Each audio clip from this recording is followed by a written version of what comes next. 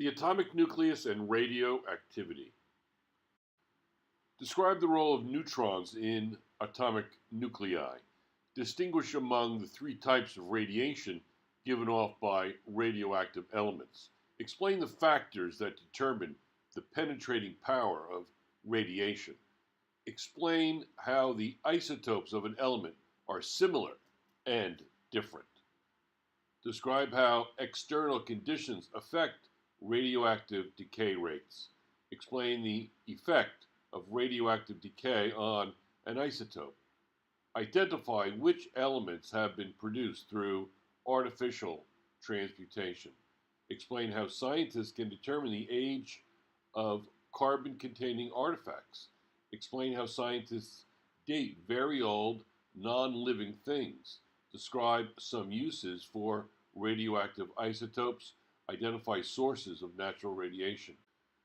The big idea: certain elements radiate particles and turn into other elements. From the time of the early Greek philosophers, atoms were thought to be the building blocks of matters. Atoms were considered eternal and indivisible. This idea changed in 1896 when the French physicist Henri Becquerel discovered that some unused photographic plates had been exposed by particles coming from a piece of uranium. Soon after, Pierre and Marie Curie discovered that certain elements radiate particles and turn into other elements. Investigators were introduced to what was then a new phenomenon, radioactivity. Understanding how atoms can change requires looking deep into the structure of the atom, into the atomic nucleus.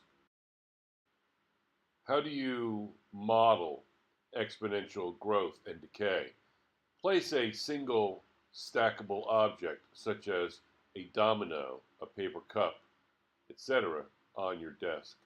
Place a stack or two of the same object to the right of the original object. Repeat the process of creating stacks, each time doubling the number of objects in the stack. Continue the process until you have 5 stacks. Observing, look for mathematical patterns in the array of stacked objects. For example, how does the number of objects in a given stack compare to the sum of the objects in all the preceding stacks? Predicting. Can you predict the total number of stacks you could create if you had 127 objects at your disposal? Making generalizations. How can your array of objects be used to represent both growth and decay? 39.1. The atomic nucleus. It would take 30,000 carbon nuclei to stretch across a single carbon atom. The nucleus within the atom is as inconspicuous as a cookie crumb in the middle of the Rose Bowl football stadium. Despite the small size of the nucleus, much has been learned about its structure. The nucleus is composed of particles called nucleons, which when electrically charged are protons, and when electrically neutral are neutrons. Neutrons and protons have close to the same mass, with the neutron being slightly greater. Nucleons have nearly 2,000 times the mass of electrons, so the mass of the atom is practically equal to the mass of its nucleons alone. The positively charged protons in the nucleus hold the negatively charged electrons in their orbits. Each proton has exactly the same magnitude of charge as the electron, but the opposite sign. So in an electrically neutral atom, there are as many protons in the nucleus as there are electrons outside, as shown in figure 39.1. The number of protons in the nucleus therefore determines the chemical properties of the atom, because the positive nuclear charge determines the possible structure of electron orbits that can occur. The number of neutrons in the nucleus has no direct effect on the electron structure, and hence does not affect the chemistry of the atom.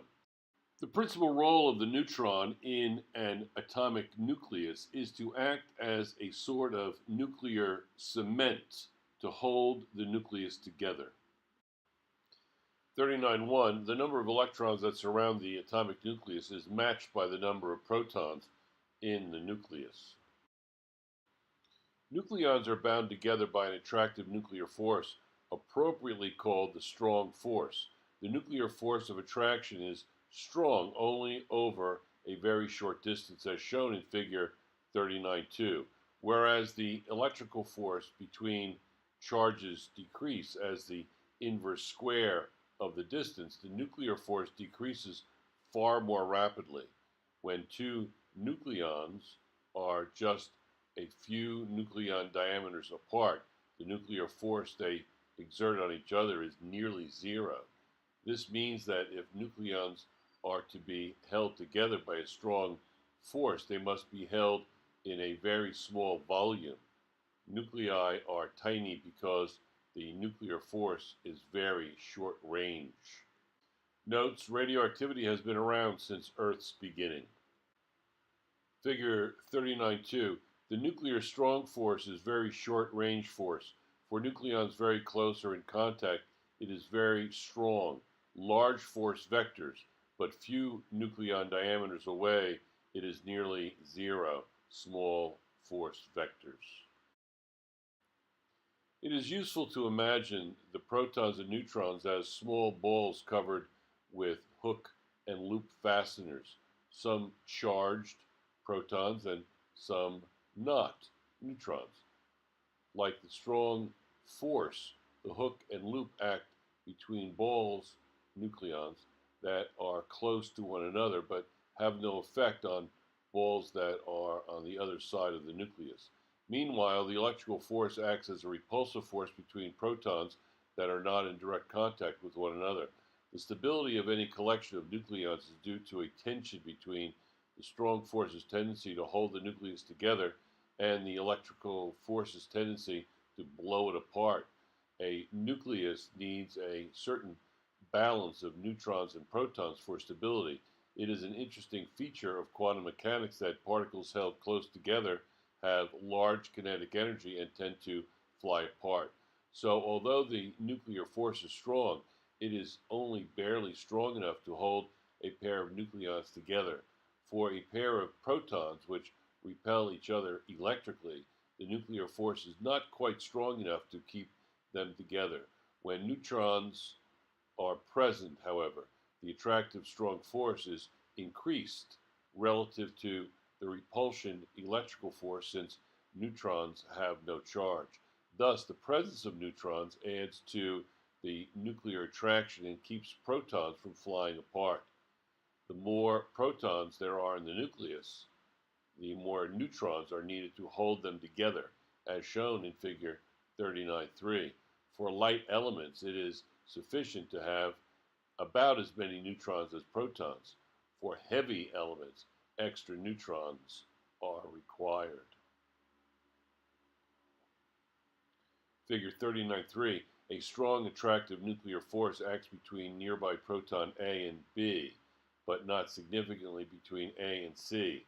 The longer range electric force repels protons A and C as well as A and B. The mutual repulsion of all the protons in a heavy nucleus tends to make such nuclei unstable. The most common form of lead, for example, has 82 protons and 126 neutrons, or about 1.5 times as many neutrons as protons. For elements with more than 83 protons, even the addition of extra neutrons cannot completely stabilize the nucleus. Concept check. What is the role of neutrons in the nucleus? 39.2. Radioactive decay. One factor that limits how many stable nuclei can exist is the instability of neutrons. A lone neutron, such as the one in figure 39.4, will decay into a proton plus an electron, and also an antineutrino, a tiny particle we will not discuss here. About half of a bunch of lone neutrons will decay in 11 minutes. Particles that decay by spontaneously emitting charged particles and energy are said to be radioactive. Radioactivity inside atomic nuclei is governed by the mass-energy equivalence. Particles decay spontaneously only when their combined products have less mass after decay than before. 39.4. A neutron-proton combination is stable, but a neutron by itself is unstable and turns into a proton by emitting an electron, as well as an antineutrino, not shown. The mass of a neutron is slightly greater than the total mass of a proton plus electron and the antineutrino. So when a neutron decays, there is less mass after decay than before. Decay will not spontaneously occur for reactions where more mass results. The reverse reaction, a proton decaying into a neutron, can occur only with external energy input. All elements heavier than bismuth, atomic number 83, decay in one way or another. Thus, these elements are radioactive. Radiation is the name given to the charged particles and energy emitted by an unstable nucleus or particle. The atoms of radioactive elements emit three distinct types of radiation called alpha particles, beta particles, and gamma rays. They are named after the first three letters of the Greek alphabet, alpha, beta, and gamma. Alpha particles have a positive electric charge, beta particles are negative, and gamma rays are electrically neutral. Beams of all three of these can be separated by putting a magnetic field across their path, as shown in figure 39.5. An alpha particle is made of 2 protons and 2 neutrons and is identical to the nucleus of a helium atom, as shown in figure 39.6. A beta particle is simply an electron ejected from the nucleus when a neutron is transformed into a proton. 39.5. A magnetic field separates alpha and beta particles and gamma rays, all of which come from a radioactive source placed at the bottom of a hole drilled in a lead block. 39.6. An alpha particle contains 2 protons and 2 neutrons bound together and is identical to a helium nucleus. It may seem that the electrons are buried inside the neutron, but this is not true. An electron does not exist in a neutron any more than a spark exists inside a rock about to be scraped across a rough surface. The electron that pops out of the neutron, like the spark that pops out of a scraped rock, is produced during an interaction. A gamma ray is massless energy. Like visible light, gamma rays are simply photons, but of much higher frequency and energy, as shown in figure 39.7. Visible light is emitted when electrons jump from one atomic orbit to another of lower energy. Gamma rays are emitted when nucleons do a similar sort of thing inside the nucleus. There are great energy differences in nuclear energy levels, so the photons, gamma rays, emitted carry a large amount of energy. Concept check. What types of radiation are emitted by the atoms of radioactive elements? 39.7. A gamma ray is simply electromagnetic radiation much higher in frequency and energy per photon than light and X-ray. 39.3. Radiation penetrating power. There is a great difference in the penetrating power of the 3 types of radiation as shown in figure 39.8. Alpha particles are the easiest to stop. They can be stopped by a few sheets of thin paper. Beta particles go right through paper but are stopped by several sheets of aluminum foil. Gamma rays are the most difficult to stop and require lead or other heavy shielding to block them. The penetrating power of radiation depends on its speed and its charge. An alpha particle is easiest to stop because it is relatively slow and its double positive charge interacts with the molecules it encounters along its path. 39.8. Alpha particles penetrate least and can be stopped by a few sheets of paper.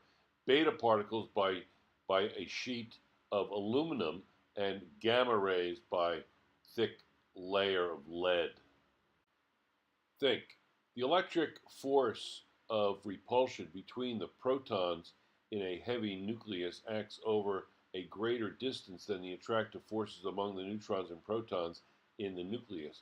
Given this fact, explain why all of the very heavy elements are radioactive.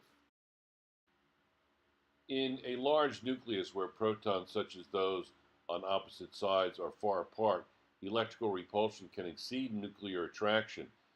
This instability makes all the heaviest atoms radioactive. It slows down as it shakes many of these molecules apart and leaves positive and negative ions in its wake. Even when traveling through nothing but air, an alpha particle will come to a stop after a few centimeters. It soon grabs up a couple of stray electrons and becomes nothing more than a harmless helium atom. A beta particle normally moves at a faster speed than an alpha particle, carries only a single negative charge, and is able to travel much farther through the air. Most beta particles lose their energy during the course of a large number of glancing collisions with atomic electrons. Except for rare direct hits, energy is lost in many small steps. Beta particles slow down until they reach the speeds of thermal motion, becoming a part of the material they are in, like any other electron. Gamma rays are the most penetrating of the three because they have no charge. With no electrical attraction or deflection, a gamma ray photon interacts with the absorbing material only via a direct hit with an atomic electron or a nucleus. Unlike charged particles, a gamma ray photon can be removed from its beam in a single encounter. Dense materials such as lead are good absorbers mainly because of their high electron density. Notes: once alpha and beta particles are slowed by collisions, they become harmless. Alpha particles combine with electrons to become helium atoms. What factors determine the penetrating power of radiation? Concept check. Pretend you are given 3 radioactive cookies, one alpha, one beta, and the other gamma. Pretend that you must eat one. Hold one in your hand and put the other in your pocket. Which would you eat, hold, and pocket if you are trying to minimize your exposure to radiation? Ideally, of course, get as far from cookies as possible, but if you must, then hold the alpha.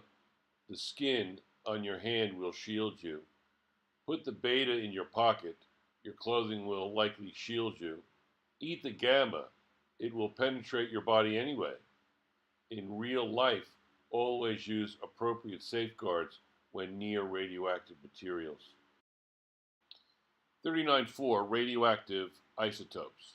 In a neutral atom, the number of protons in the nucleus determines the number of electrons surrounding the nucleus. If there is a difference in the number of electrons and protons, the atom is charged and is called an ion.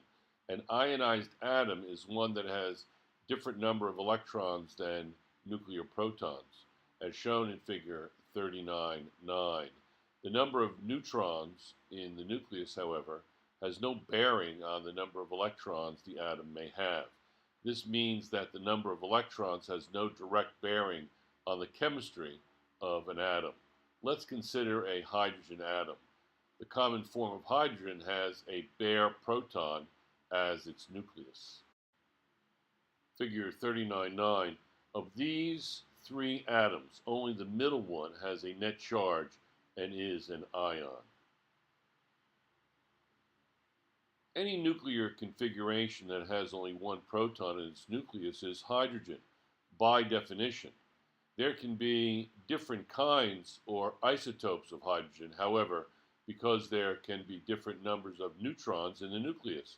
An isotope is a form of an element having a particular number of neutrons in the nuclei of its atom. Isotopes of an element are chemically identical but differ in the number of neutrons. In one isotope of hydrogen, the nucleus consists of only one single proton. In a second isotope of hydrogen, the proton is accompanied by a neutron. In a third isotope of hydrogen, there are two neutrons. All the isotopes of hydrogen are chemically identical. The nucleus of beryllium-8 undergoes special kind of radioactive decay. It splits into two equal halves. What nuclei are the products of this decay, and why is this a form of alpha decay? When beryllium-8 splits into two equal halves, a pair of nuclei with two protons and two neutrons are created. These are nuclei of helium-4, also called alpha particles. So this reaction is a form of alpha decay.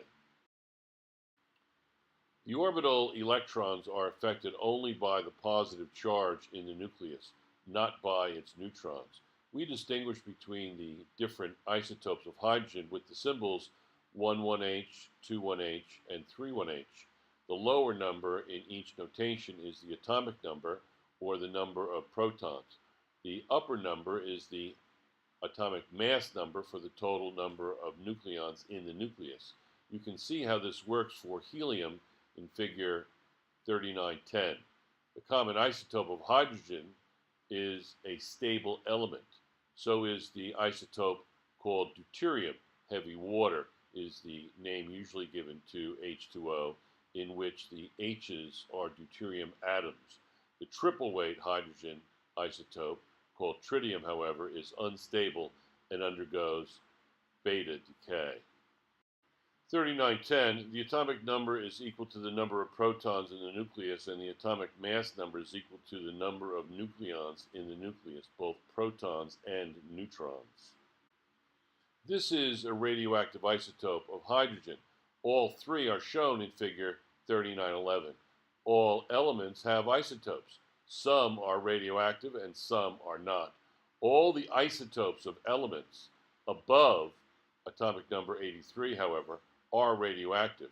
The common isotope of uranium, or uranium-238 for short, it has 92 protons and 146 neutrons in its nucleus.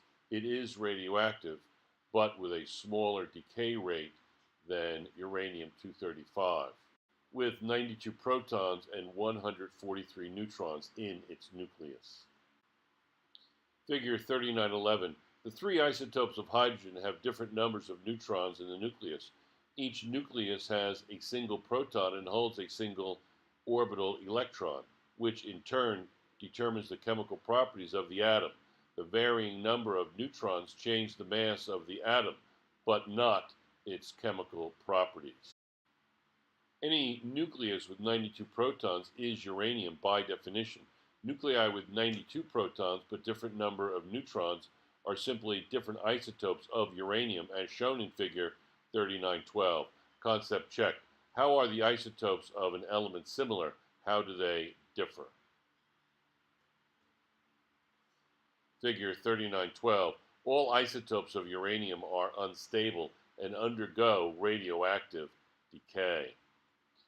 39.5. Radioactive half-life. Since some radioactive nuclei are more stable than others, they decay at different rates. A sample of a relatively stable isotope will decay slowly, whereas a sample of an unstable isotope will decay in a shorter period of time. The radioactive decay rate is measured in terms of a characteristic time, the half-life. The half-life of a radioactive material is the time needed for half the radioactive atoms to decay. Graphing decay rates. Radium-226, for example, has a half-life of 1,620 years. This means that half of any given specimen of Ra-226 will have undergone decay by the end of 1620 years, as shown in figure 3913. 3913, every 16-20 years, the amount of radium decreases by half.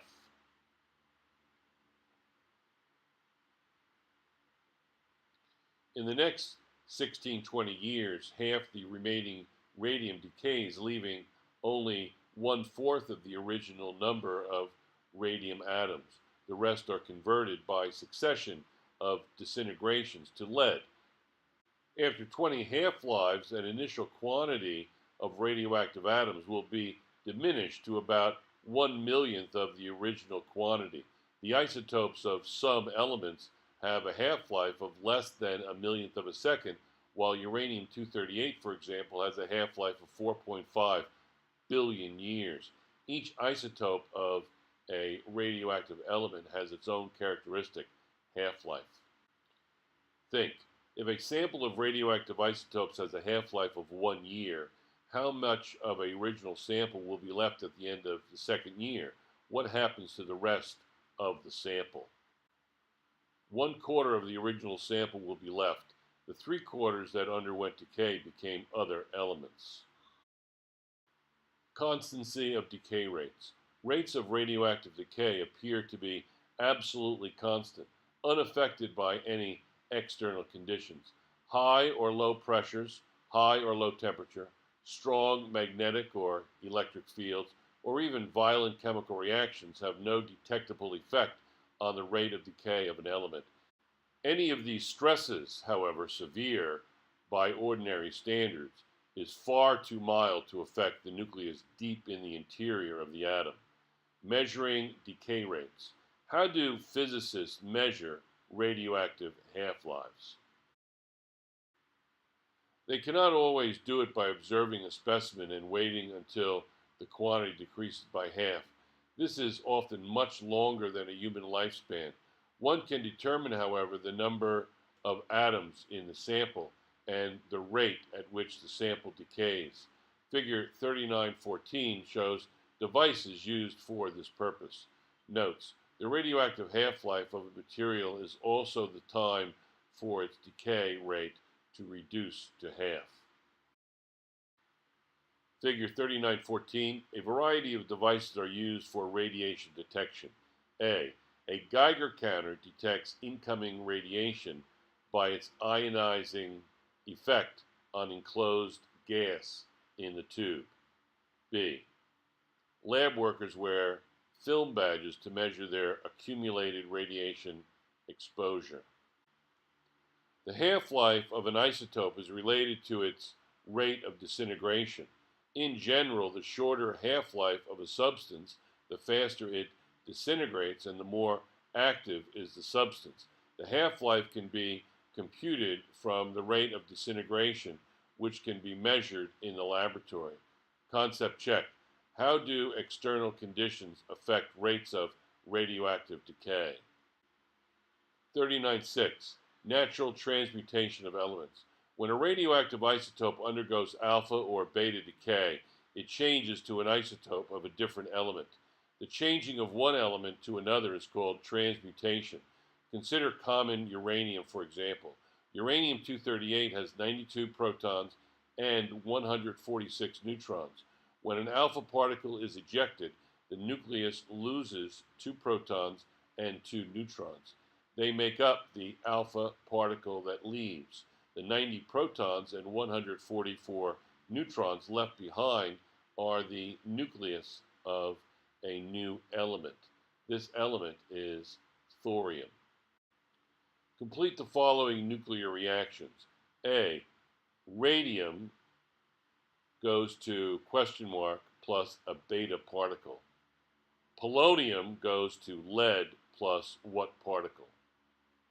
So radium decomposes to actinium plus a beta particle. Polonium goes to lead plus an alpha particle. This reaction is expressed as the following. Uranium-238 goes to thorium-234 plus an alpha particle. Alpha decay. An arrow is used here to show that uranium-238 changes into the other elements. When this happens, energy is released in three forms: gamma radiation, the kinetic energy of the alpha particle, and kinetic energy of the thorium atom. Be sure to notice that the nuclear equation, that the mass numbers at the top balance, 238 equals 234 plus 4, and that the atomic numbers at the bottom also balance, 92 equals 90 plus 2. Beta decay. Thorium-234, the product of this reaction, is also radioactive. When it decays, it emits a beta particle, an electron ejected from the nucleus. When a beta particle is ejected, a neutron changes into a proton. In this case, the new nucleus then has 91 protons and is no longer thorium. It is the element protactinium. The reaction can be written as follows: thorium-234 yields protactinium-234 plus 1 beta particle. Notice the change in atomic number. Note that although the atomic number has increased by 1 in this reaction, the mass number of nucleons, remains the same. Also note that the beta particle electron is written as 0 over negative 1 e. The negative 1 is the charge of the electron. The 0 indicates that its mass is insignificant when compared with the mass of the protons and neutrons that alone contribute to the mass number. Beta emission has hardly any effect on the mass of the nucleus. Only the charge, atomic number, changes. Transmutation and the periodic table.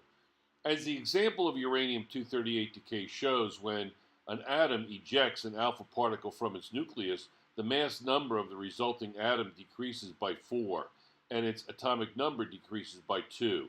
The resulting atom belongs to an element 2 spaces back in the periodic table. See figure 1712 on page 336.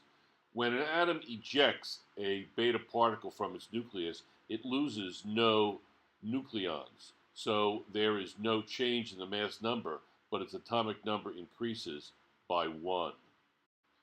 The resulting atom belongs to an element 1 placed forward in the periodic table. Thus, radioactive element decay backwards or forwards in the periodic table. A radioactive nucleus may emit gamma radiation along with an alpha particle or a beta particle. Gamma emission has no effect on the mass number or the atomic number. Radioactive decay series. The radioactive decay of uranium-238 to an isotope of lead-206 is shown on the next page in figure 3915. The steps in the decay process are shown in the diagram, where each nucleus that plays a part in the series is shown by a burst. 3915. U-238 decays to lead-206 through a series of alpha and beta decays. The vertical column that contains the burst shows the atomic number of the nucleus, and the horizontal row shows its mass number. Each arrow that slants downward towards the left shows an alpha decay. Each arrow that points to the right shows a beta decay. Notice that some of the nuclei in the series can decay either way. This is one of several similar radioactive series that occur in nature. Concept check. How is the chemical identity of a radioactive isotope affected by alpha or beta decay? Smoke detectors linked to technology. Thousands of homes each year are spared destruction in fires by smoke alarms they operate by radioactivity.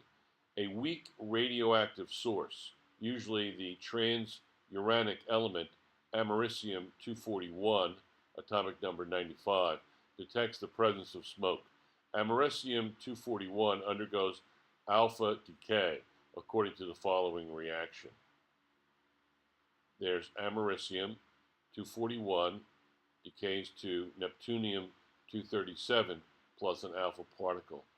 The alpha particles from the source hit air molecules in the chamber and eject electrons from them, creating ions that provide a small electric current. If smoke enters this chamber, the ions are disturbed and the current diminishes. Electronic sensors in the circuit detect this reduced current and sound the alarm. Radioactivity used for this purpose saves many lives because alpha particles have such a short range in air before becoming harmless helium. No radiation reaches you. What finally becomes of all the uranium-238 that undergoes radioactive decay? All the uranium-238 will ultimately become lead. On the way to becoming lead, it will exist as a series of other elements as indicated in figure 3915. 39.7. Artificial transmutation of elements. New Zealander Ernest Rutherford in 1919 was first physicist to succeed in artificially transmuting a chemical element. In a sealed container, he bombarded nitrogen nuclei with alpha particles from a radioactive piece of ore as shown in figure 3916a and found traces of oxygen and hydrogen that were not there before. Rutherford accounted for the presence of the oxygen and hydrogen with the nuclear equation. Nitrogen 14 plus an alpha particle yields oxygen 17 plus hydrogen 1. 3916. Artificial transmutation can be accomplished by simple means or by elaborate means. A. When nitrogen gas is exposed to alpha particles, some of the nitrogen becomes oxygen and hydrogen. B. A particle accelerator, high energies, easily transmute elements. After Rutherford's experiment, there followed many such nuclear reactions, first with natural bombarding particles from radioactive elements, and then with more energetic particles, mainly protons and alpha particles, hurled by giant atom-smashing particle accelerators such as the one pictured in figure 3916b. Artificial transmutation is an everyday fact of life to the nuclear researchers of today. The elements beyond uranium in the periodic table, the transuranic elements, have been produced through artificial transmutation. All these elements have half-lives that are much less than the age of Earth. Whatever transuranic elements might have existed naturally when Earth was formed have long since decayed. Concept check. Which elements have been produced through artificial transmutation? 39.8. Carbon dating. Earth's atmosphere is continuously bombarded by cosmic rays, mainly high-energy protons, from beyond Earth. This results in the transmutation of many atoms in the upper atmosphere. Protons, neutrons, and other particles are scattered throughout the atmosphere. Most of the protons squarely capture stray electrons and become hydrogen atoms in the upper atmosphere, but the neutrons keep going for long distances because they have no charge and do not interact electrically with matter. Sooner or later, many of them collide with the nuclei of atoms in the lower atmosphere. If they are captured by a nucleus of a nitrogen atom, the following reaction can take place. Nitrogen 14 plus a neutron yields carbon 14 plus a proton or hydrogen, hydrogen 1. In this reaction, when nitrogen 14 is hit by a neutron, carbon 14 and hydrogen are produced. Most of the carbon that exists on Earth is the stable carbon 12 in the air. It appears mainly in the compound carbon dioxide. Because of the cosmic bombardment, less than 1/1,000,000th of 1% of carbon in the atmosphere is carbon 14.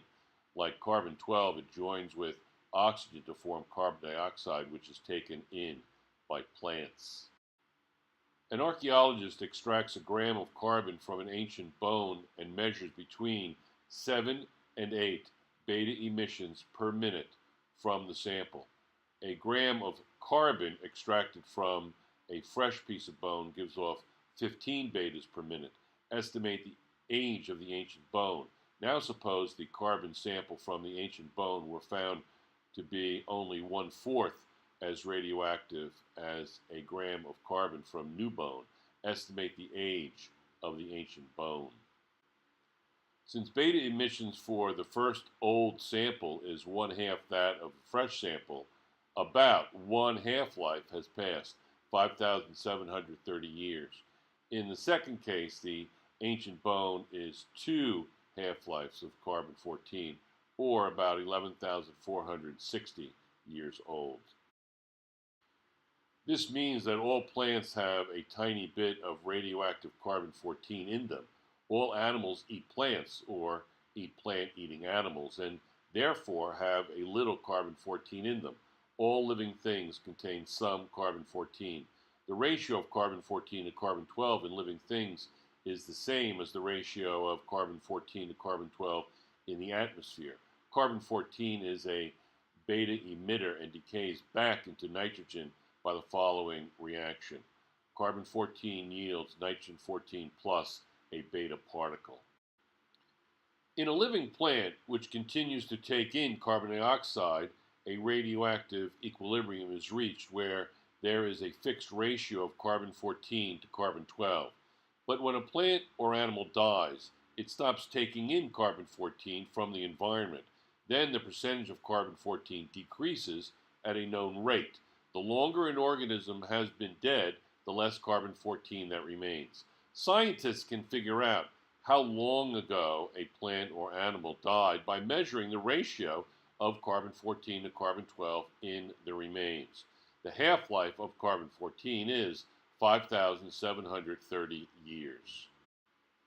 This means that half of the carbon-14 atoms that are now present in the remains of a body, plant, or tree will decay in the next 5,730 years. Half the remaining carbon-14 atoms will then decay in the following 5,730 years, and so forth. The radioactivity of once living things therefore gradually decreases at a predictable rate as shown in figure 3917. Archaeologists use the carbon-14 dating technique to establish the dates of wooden artifacts and skeletons. Because of fluctuations in the production of carbon-14 through the centuries, due partly to changes in Earth's magnetic field and the consequent changes in the cosmic ray intensity, this technique gives an uncertainty of about 15%. 3917. The radioactive carbon isotopes in the skeleton diminish by one-half every 5,730 years. The red arrows symbolize relative amounts of carbon-14. This means, for example, that a mastodon bone that is dated to be 10,000 years old may really be only 8,500 years old on the low side or 11,500 years old on the high side. For many purposes, this is an acceptable level of uncertainty. If greater accuracy is desired, then other techniques must be employed. Concept check. How can scientists determine the age of carbon-containing artifacts? 39.9. Uranium dating. Carbon-14 dating works only on things that were once alive. The dating of very old, non-living things is accomplished with radioactive minerals such as uranium.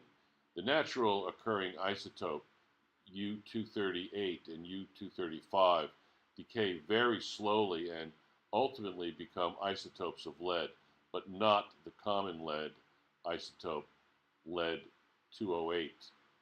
For example, uranium-238 decays through several stages to finally become lead-206, whereas uranium-235 finally becomes the isotope lead-207. Most of the lead isotopes 206 and 207 that exist were at one time uranium. The older the uranium-bearing rock, the higher the percentage of these lead isotopes. Notes: 1 ton of ordinary granite contains about 9 grams of uranium and 20 grams of thorium. Basalt rock contains 3.5 and 7.7 grams of the same. From the half-lives of uranium isotopes and the percentage of lead isotopes in uranium-bearing rock, you can calculate when the rock was formed. Rocks dated in this way have been found to be as much as 3.7 billion years old. Samples from the moon, where there has been less obliteration of early rocks than on Earth, have been dated to 4.2 billion years. This is only 400 million years short of the well-established 4.6 billion year age of Earth and the solar system. Concept check. How do scientists date very old, non-living things? Archeologist, physics on the job. We know about animals and plants that lived thousands of years ago thanks to the work of archaeologists. An archaeologist is a person who studies ancient cultures. Archaeologists act as detectives as they sift through artifacts or remnants of homes, tools, and living things in order to figure out what life was like in bygone times. To find out how old an artifact is, archaeologists use carbon-14 dating.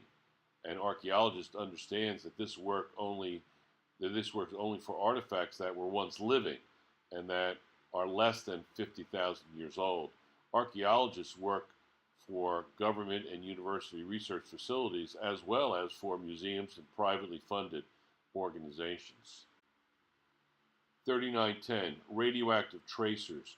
Radioactive isotopes of the elements have been produced by bombarding the elements with neutrons and other particles. These isotopes are inexpensive, quite available, and very useful in scientific research and industry. Scientists can analyze biological or mechanical processes using small amounts of radioactive isotopes as tracers. For example, agricultural researchers mix a small amount of radioactive isotopes with fertilizer before applying it to growing plants.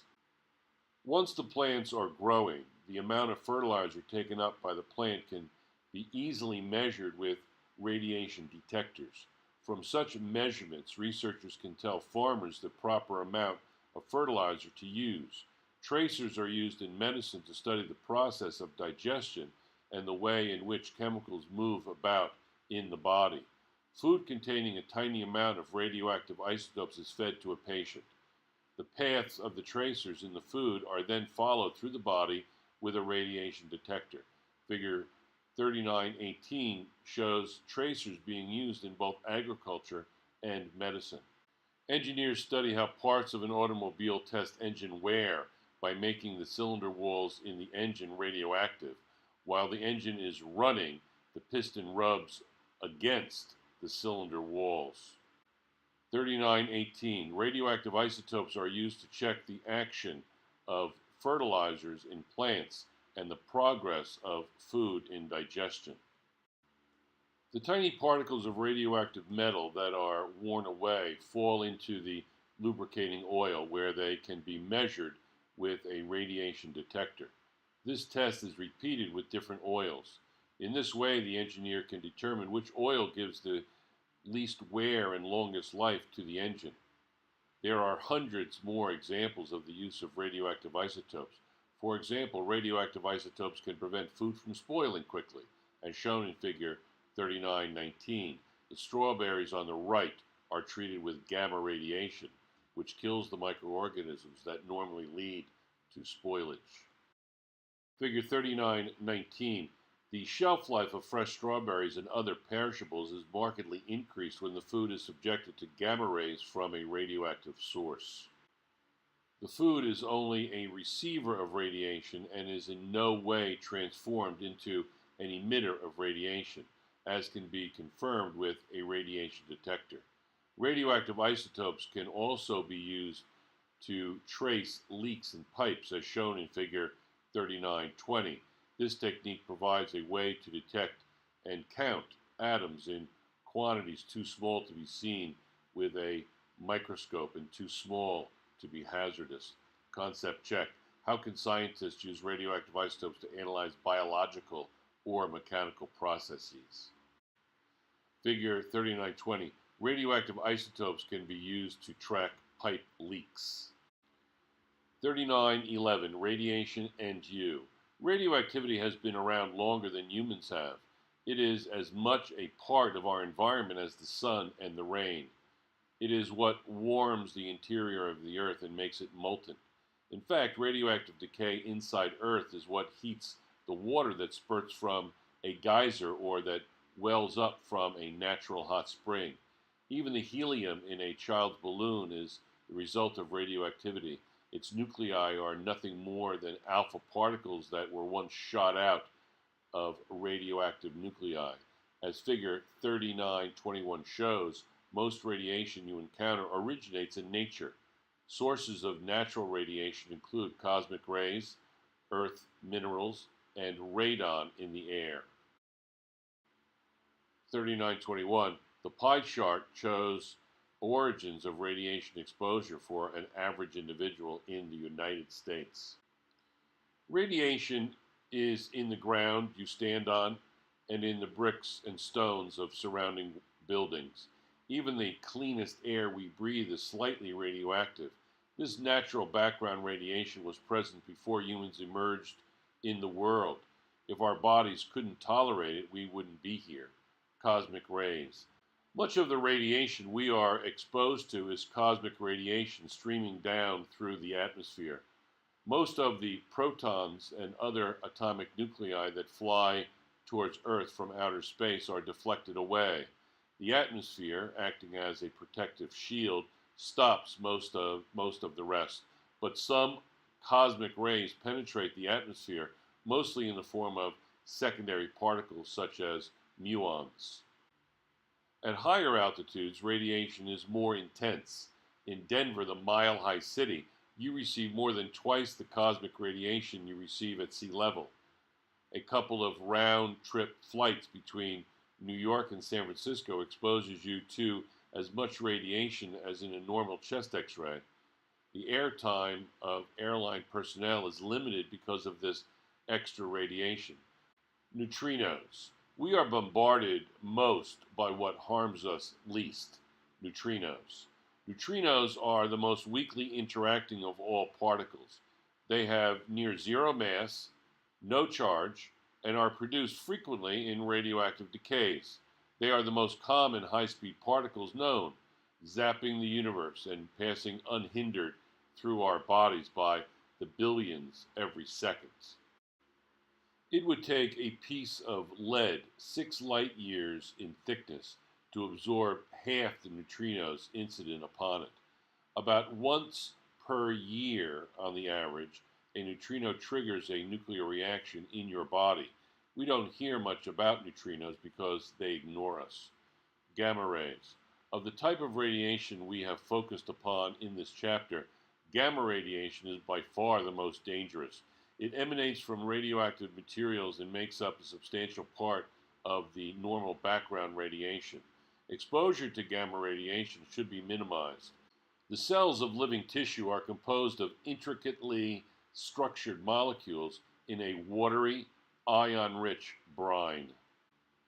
When gamma radiation encounters this highly ordered soup, it produces damage on the atomic scale. These altered molecules are often more harmful than useful to life processes. Altered DNA molecules, for example, can produce harmful genetic mutations. Radiation safety.